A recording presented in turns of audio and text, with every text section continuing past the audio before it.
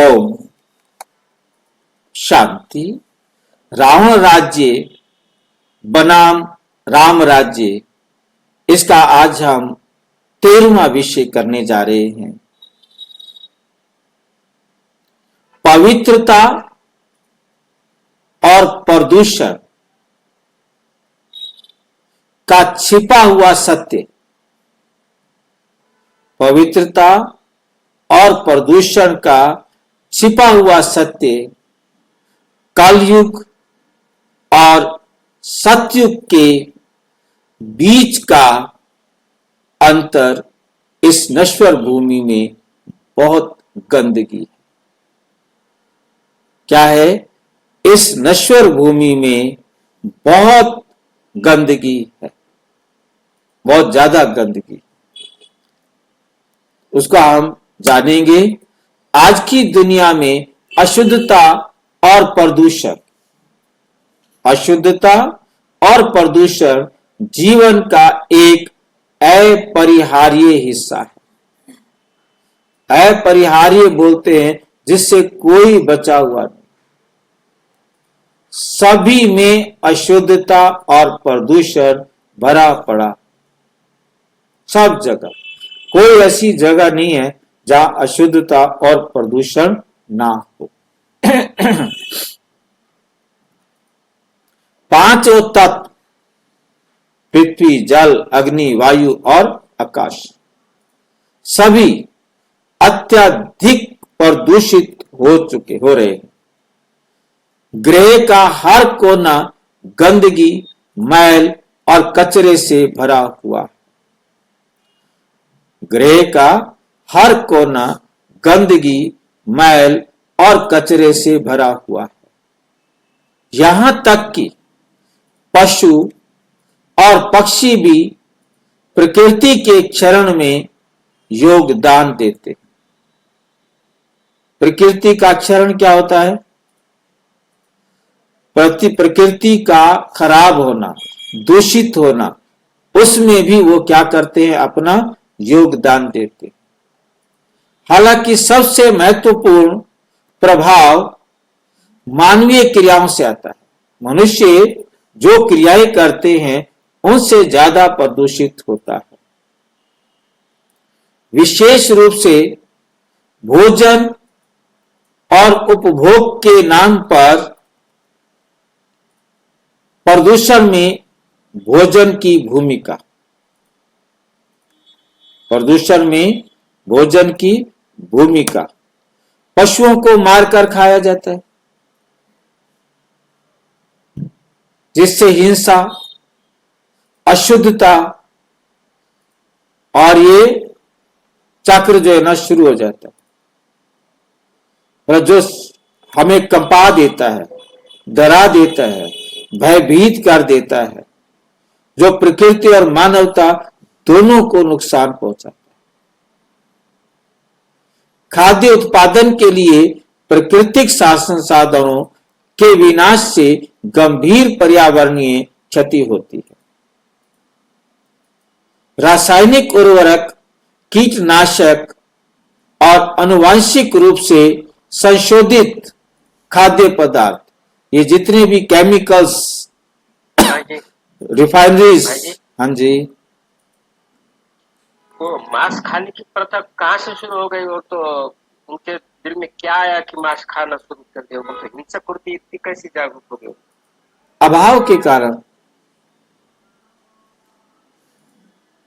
चीन का एग्जाम्पल दिया था जो बहुत प्रैक्टिकल एग्जाम्पल है। अनाज ही नहीं हुआ। उन्होंने गोरैया को, चूहों को, मच्छरों को चुन चुन करके मारा। अपने देश में से उनको खत्म कर दिया उन्होंने अपनी तरफ से। और उसका रिजल्ट क्या हुआ कि उसी साल ही ये तो सारे खत्म हुए, इसके साथ साथ खेती ही नहीं हुई।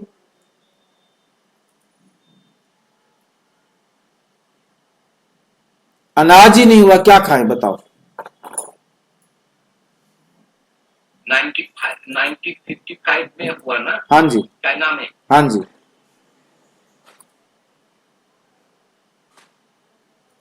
भाई जी मुझे लगता है कि दोपहर के लास्ट तक भी मांस नहीं खाते थे, शायद बाद में शुरू किया होगा उन्होंने।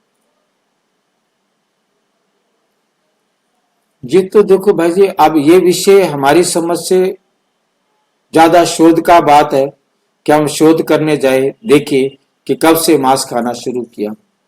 क्योंकि जब आदि मानव के बारे में हम पढ़ते हैं, द्वापर के शुरू में जब वो आया, अब उसको अपना जीवन यापन करने के लिए कुछ तो खाना था ना, तो वहां भी हम उसको शिकार करने को पाते हैं, क्योंकि वो शिकार करता था। वो हमारे वो चित्र मिलते हैं जिन पर वो आकृति बना के जाता था कि उससे समझ जाए कि हम वहां शिकार करने जा रहे हैं।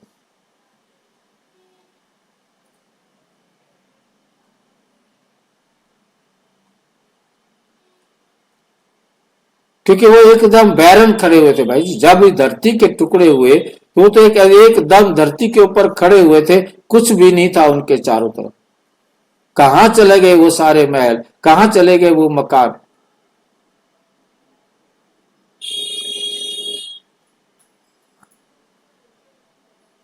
वो दुनिया कहां चली गई?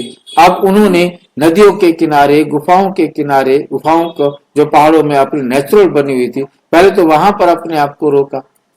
फिर जंगली जानवरों का भी खतरा था, उनसे अपने आप को बचाने के लिए आग का प्रयोग किया, हथियारों का प्रयोग किया, पत्थरों को रगड़ करके, फिर तांबे से, मतलब क्योंकि सबसे पहले उन्होंने पत्थरों के और फिर तांबे के गहने, तांबे के औजार बनाने शुरू किए गर्म करके।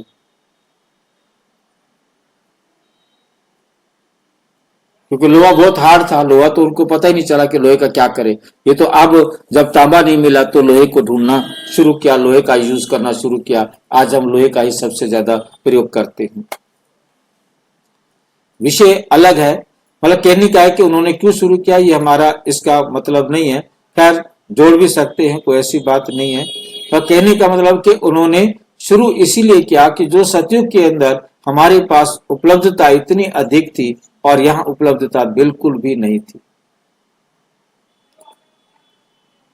अशुद्ध भोजन और स्वस्थ के लिए हानिकारक हो जाता।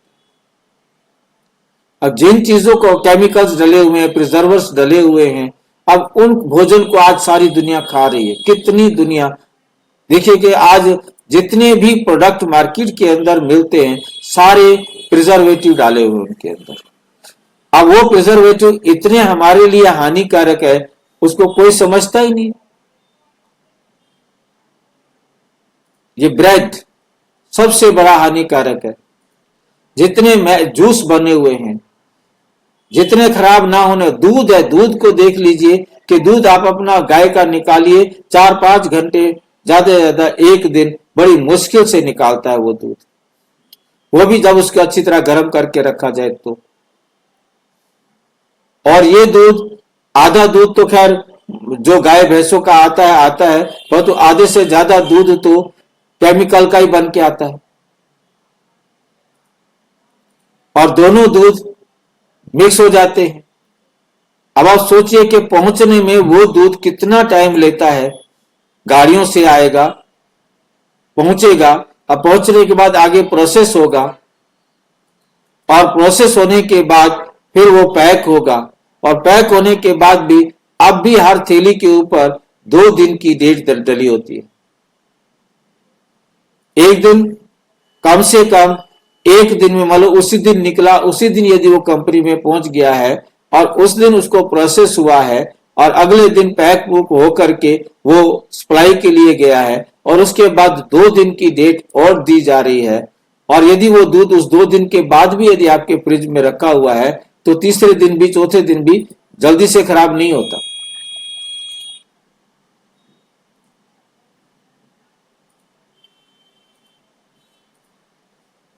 वो 2 दिन तो इसलिए डाल के देते हैं कि ताकि आसानी से ले सके ग्राहक।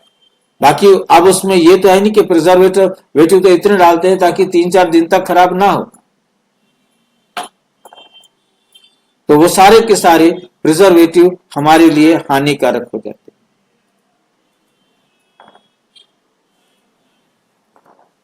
अत्यधिक उपभोग और खाद्य अपव्यय, और आजकल इतना उपभोग कर रहे हैं, इतना वेस्ट कर रहे हैं, वेस्ट भी साथ में करते हैं। अत्यधिक उपभोग और खाद्य अपव्यय व्यर्थ कर रहे हैं। बेमतलब खाद्य पदार्थों को वैश्विक पर्यावरणीय संकटों में योगदान करता है। मतलब एक देश का, मतलब मैंने नाम मुझे याद नहीं आ रहा, वहां के लिए बताते हैं कि यदि आपने बचा दिया तो आपको फाइन होगा। होटल में आप मंगाकर फेंक नहीं सकते, पैसे होंगे तुम्हारे पास परंतु अनाज तुम्हारे पास नहीं है। इस बनी हुई चीज को या तो खाना है और या फिर बहुत बड़ा फाइन लगाते हैं ताकि फ्यूचर में वो उतना ही मंगाए जितना उसको चाहिए, फेंक कर नहीं जा सकता। वो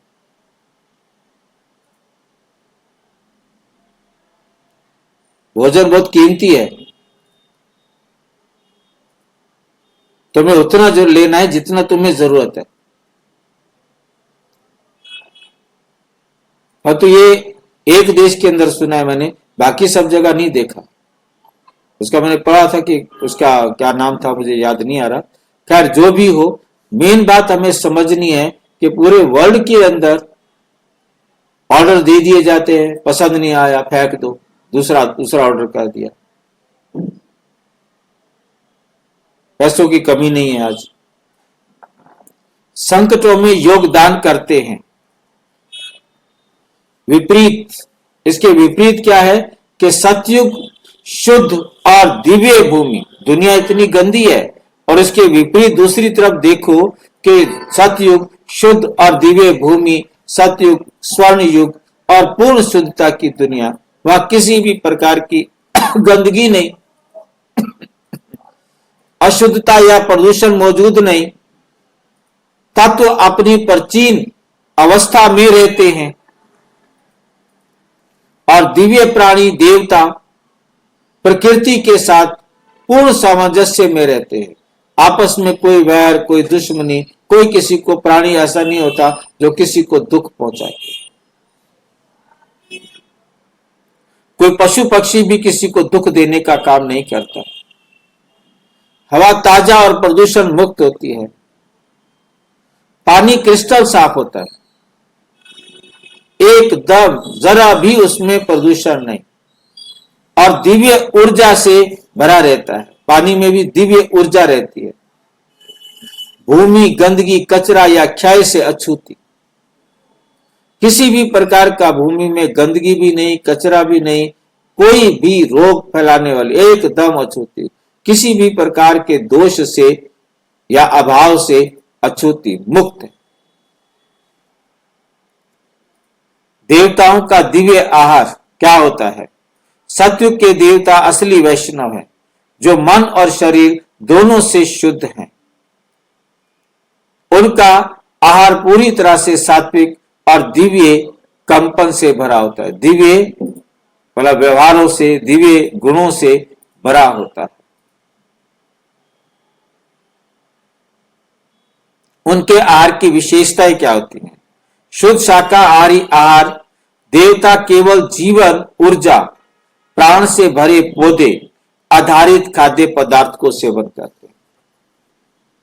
और जो जीवित पौधे है ना, जिनमें ताजा है, फ्रेशनेस है, उन पौधों से प्राप्त भोजन को ही वो सेवन करते हैं। देवता केवल ऊर्जा, प्राण से भरे हुए पौधे आधारित खाद्य पदार्थों का सेवन, ताजा तोड़ना है, ताजा खाना है। ये नहीं कि उनको कई प्रकार से सेव रखा जाए और सुरक्षित किया जाए और फिर उनको बाद में खाते रहे।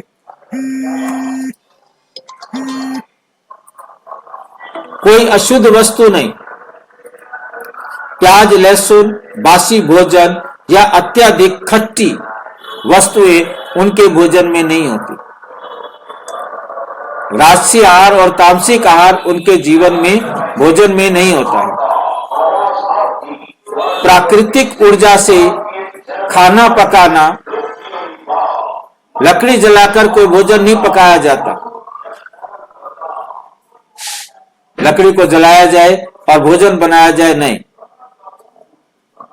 नहीं पकाया जाता, प्रदूषण फैलाने का काम नहीं करते।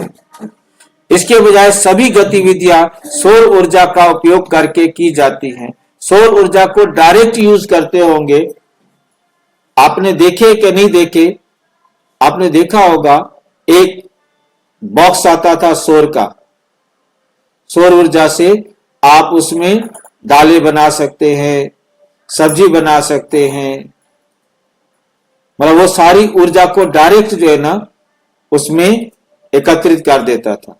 हम जब स्कूल में पढ़ते थे तब ये सौर ऊर्जा वाले साधन आए थे। और हमारे यहाँ हमारे सेंटरों पर, कई सेंटरों पर इस सौर ऊर्जा से बनने वाले प्रोजेक्ट भी उपलब्ध है, वो भी मैंने देखे हैं।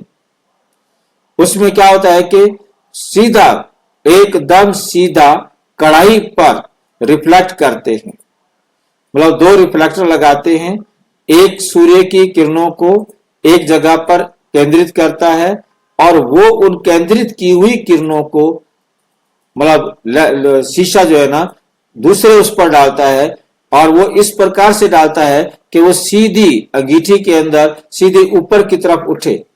और ऊपर आपने कढ़ाई रखी है और कढ़ाई के अंदर आप घी डालिए, कुछ भी तलना है बनाइए, कोई सब्जी बनानी है तो बनाइए, और बंद करने के लिए उस लाइट को रोक दो तो बंद, और लाइट को खोल दो तो चालू। तो उसका जो बक्सा है वो बाहर से लाइट को, डायरेक्ट लाइट को, वो दूर से डायरेक्ट लाइट को रिफ्लेक्ट करेगा। और रिफ्लेक्ट जो है ना एक ट्रायंगल, जैसे आपने देखा होगा कि सड़कों पर शीशे लगे होते हैं तो साइड वाला दिखाई देता है, 90 के एंगल पर सूर्य की किरणें उस पर पड़ती हैं और 90 के एंगल पर ऊपर सीधी उसके ऊपर पड़ती हैं। आपने रोटियां पकानी है, रोटियां पकाओ, किसी प्रकार का कोई ईंधन की जरूरत नहीं, वो डायरेक्ट सूर्य और सौर ऊर्जा को लाइट के रूप में, मतलब ऊर्जा के रूप में प्रयोग करते हैं। बस ये है कि वो खाना हम दिन में बना सकते हैं, जब सूरज हो तो बना सकते हो, सूरज महाराज ना निकले तो खाना बनाने के लिए बैठे रहो। ये उसके अंदर कमी देखी गई।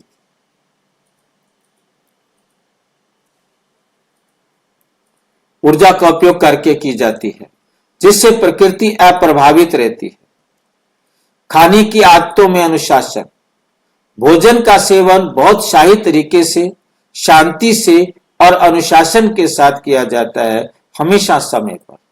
ये नहीं कि बस जब टाइम मिला, जब आ गया तब खा लिया, या जब टाइम मिला तब खाया।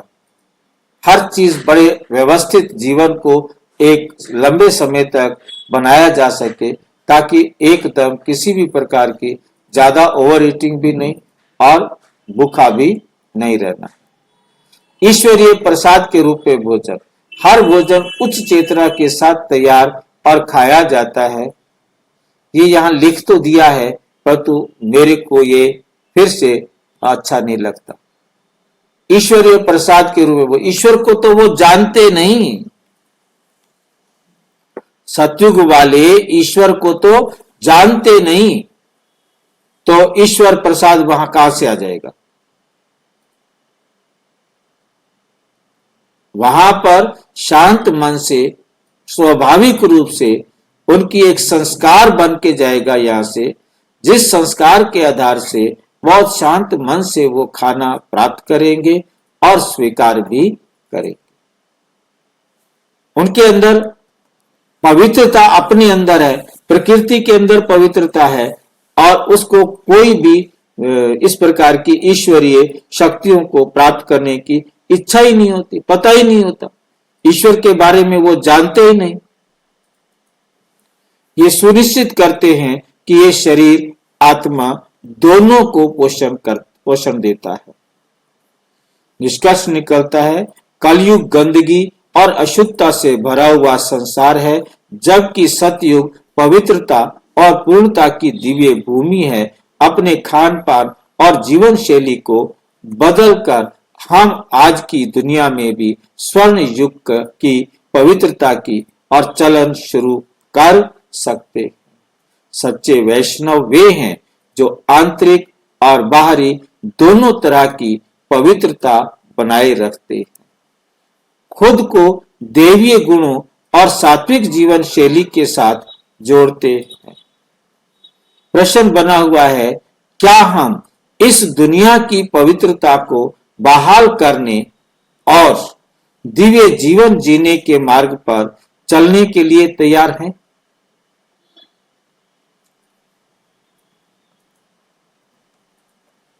अच्छा, ओम शांति।